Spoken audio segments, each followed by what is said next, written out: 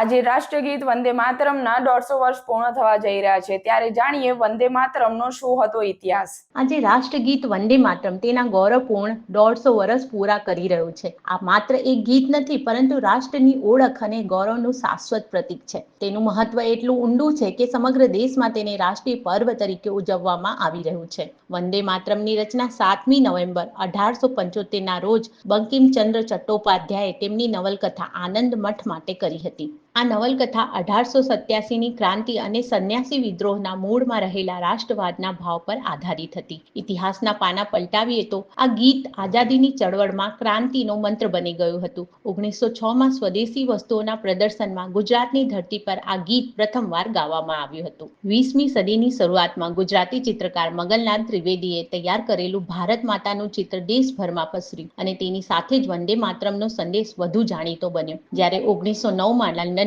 મદનલાલ ધીંગરાને ફાંસી આપવામાં આવી ત્યારે તેમના અંતિમ શબ્દો પણ વંદે માતરમ જ હતા। આ ગીતે દેશને એકતાના તાતણે બાંધ્યો છે અને તેનું ગૌરવ આજે પણ અકબંધ છે।